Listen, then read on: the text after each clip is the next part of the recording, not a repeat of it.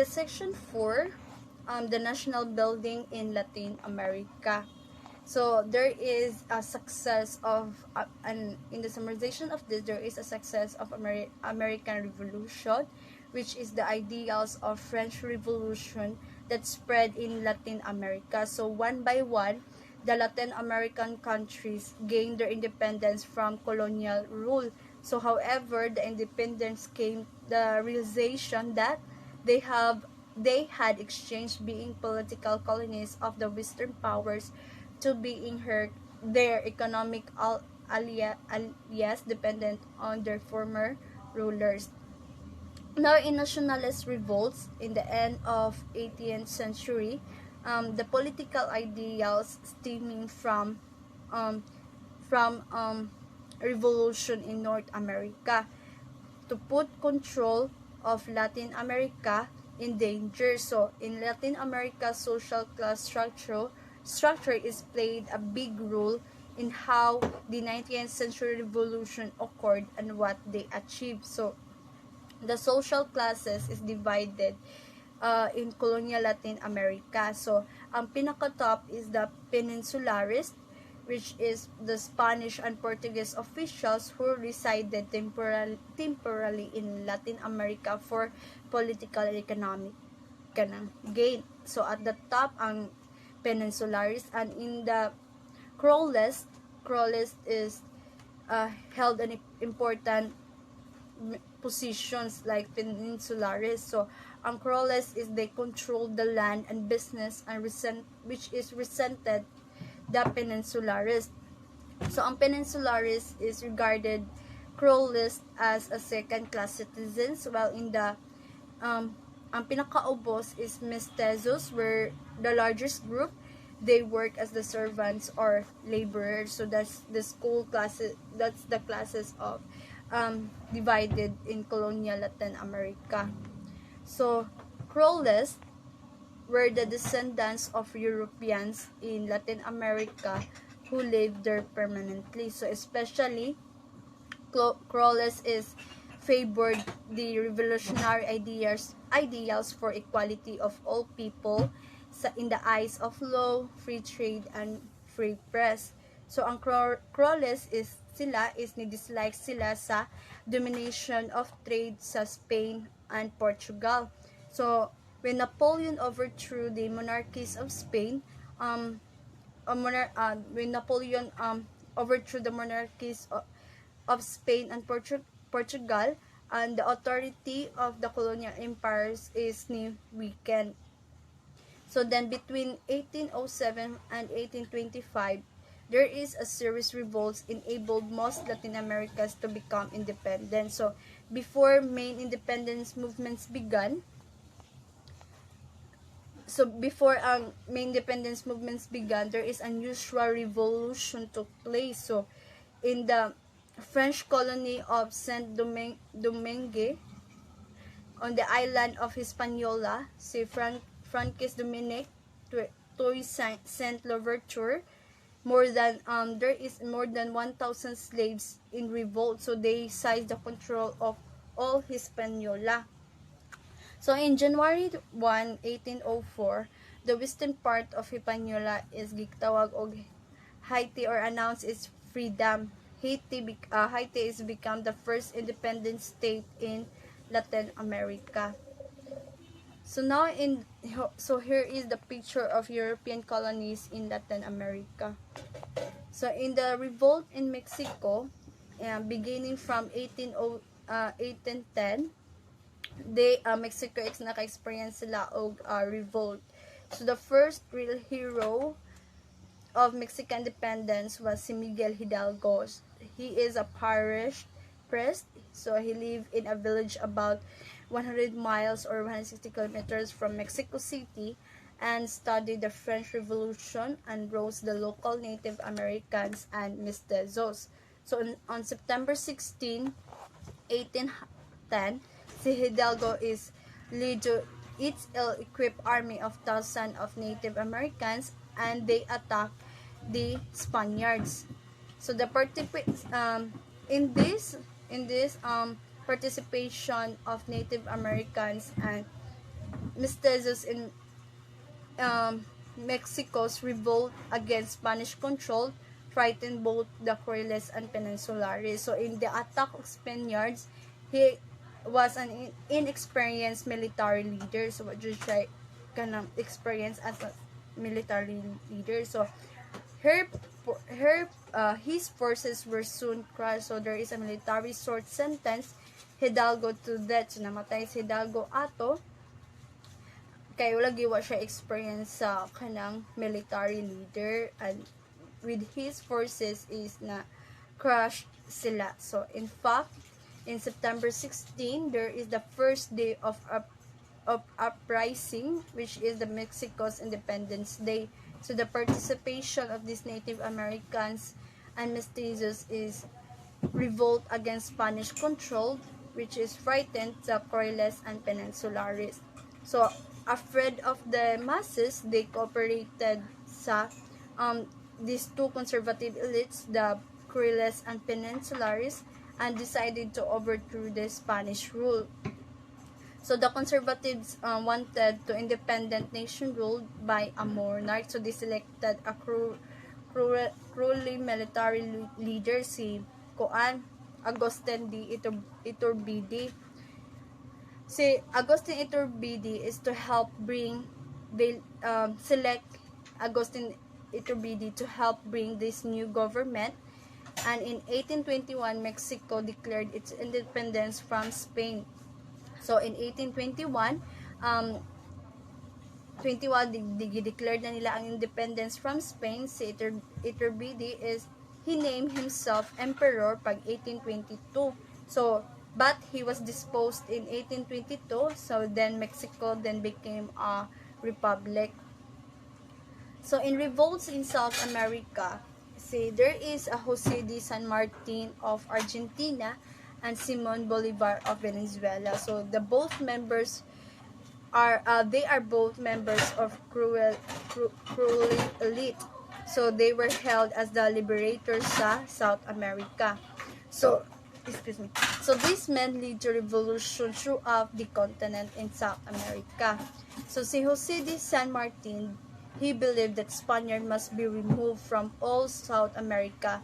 So if any South American nation was to be free, and si Bolivar, and he began to struggle for independence sa Venezuela in 1810. So he then went to the lead revolts to New Granada in Colombia and Ecuador. So by in 1810, ang forces ni San Martin had liberated Argentina from Spanish authority. So pag January 1817, si San Martin and with his forces attacked the Spanish in Chile. So this journey, it was an amazing achievement for them. So 2/3 sa pack, mules, and horses died during that trip from Chile. So daghan ang nangamatay pag-attack nila sa Chile. So the soldiers nagsuffered sad og mga lack of oxygen and severe cold while crossing the mountain passes. So there is ang pangan sa mountain ato is Andes Mountains, were more than 2 miles above sea level. Now, in the arrival of San Martin's forces sa Chile, na-surprise ang mga Spaniards. So, ang Spanish forces were badly defeated at the Battle of Chacabuco in February 12, 1817. So, in 1821, si San Martin moved on Lima, Peru, which is the center of Spanish authority. So, the San Martin was convinced that he could not complete the liberation sa Peru alone. So that's why he invites Simon Bolivar and his forces, which is the liberator of Venezuela, to took the task of crushing last significant Spanish army of Ayacucho on December 9, 1824. So, one is sila si Jose de San Martin and si Simon Bolivar. So, by the end of 1824, ang Peru, Uruguay, Paraguay, Colombia, Venezuela, Argentina, Bolivia, and Chile had became free from Spain. So earlier in 1822, the Prince Regent de Brazil had declared Brazil's independence from Portugal, and the Central American states had become independent pag 1823, and pag 1838 they divided into five republics: the Guatemala, the El Salvador, Honduras, Costa Rica, and Nicaragua. So in the treats to independence, in the early 1820s, only one major threat remained to newly won independence of Latin American states. So this is a distrust full of British motives, and it was acted alone by James Monroe, the President of United States, in 1823. And in the Monroe Doctrine, he guaranteed the independence of the new Latin American nation. So, ang kaning Monroe Doctrine also strongly warned against any European interventions in the Americas. So, the more important of Latin American independence is the American word. So, however, this British Navy, other European powers feared the power of British Navy. So, which is stood between sa Latin America and any planned European invasion force. So, in that, there is a nation building. So, this new Latin American nation faced a number of serious problems between 1830 and 1870. So, the wars of independence resulted loss of people, property, and livestock. So, there is an ashore of their prices boundaries. So, the new nations went to war with another to settle border disagreements. So, there are poor roads, lack of railroads, thick jungles and mountains made communication, transportation, and national unity which is difficult sa dito. During the course of the 19th century, the new Latin American nation would become economically dependent on Western nations once again. So Antonio Lopez de Santa Anna, for example, he ruled in Mexico from 1833 to 1855. So 1853 to 1855. This is an example for some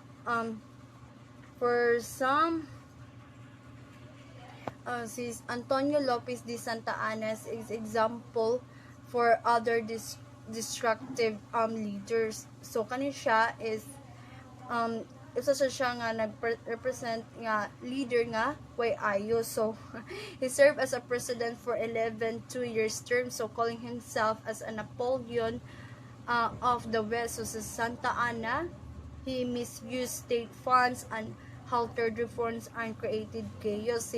Dili pareha sa pag-rule ni Cadelos, which is Cadelos is ruled chiefly by military force o gisupport siya sa mga landed elites. So that's why many were keep these national states together. So tungod sa daghang ni support ni Cadelos, some were also modernized. Ang mga buildings, ang mga roads and canals and schools is na-modernize na siya because of Cadelos. Kay usa sa daghang ni support sa iya, dili pareha ni Antonio Lopez de Santa nga he misused the funds, the state funds. He created chaos, and as one of historians judge, and ang progress ko sa Mexico, the progress of Mexico achieved during the era of Santa Anna had nothing to do with him. So in 1835, the American state of Texas revolted against Santa Anna's rule. So ang Texas, they gained independence in 1836, and United States followed in 1845. So there war between Mexico and the United States soon followed. So Mexico is na-defeat sila between sa between sa United States, and most half of the territory sa Mexico is kanang nakuha sa United States during Mexican War. So fortunately for Mexico, Santa Anna's disastrous rule was followed by period of reform. So other kadalos, so such as um, si Juan Manuel de Rosas in Argentina were supported by the masses, which is these masses of which Benito Suarez dominated and is one of the Mexican national heroes. So ni supported si Juan Manuel de Rosas sa paagi ni Benito Suarez. Kinsa man si Benito Suarez? So he is the son of the Native American peasants. So si Suarez he brought liberal reform sa Mexico, and some of Suarez law is reform includes a separation sa church and state, tolerations of all faiths, curbing the power of military, and educational system for all Mexico. So nasa this redistribution of land to the poor. So si Juan Manuel de Rosas is the support ani, and this Kadalos became extremely popular and brought a radical change dito sa Mexico. So unfortunately, the Kadalos authority is dependent on personal power. So when he died and lost power, there is a civil wars for control of the country often erupted. So in the new imperialism, so there is a political independence brought for economic independence, but all patterns were quickly reestablished. So instead of Spain and Portugal, ang Great Britain and United States ay nagdominate sa Latin American economy.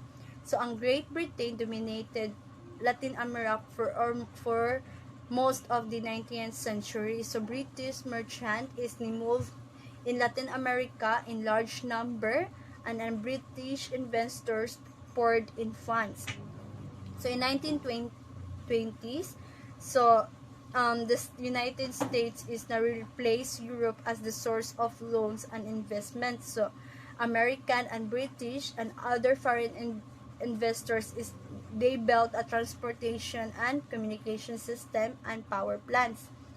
So these investors is nag-include na ana para maka-introduce sa new technologies. These for example such as refrigeration, steam engines, and mining equipment. So this innovation is lead to increased production of export commodities such as wheat, tobacco, wool, sugar, coffee, and mga hidis. So at the same time, ang Latin American countries is they imported ang finished consumer goods, especially mga textile, and had limited industry. So in economic dependence, there is a Latin American countries experience uneven economic development since they were almost dependent on the sale or export of 2 or 3 cash crops. Kaning cash crops is the crops that are grown for the sale rather than a personal use.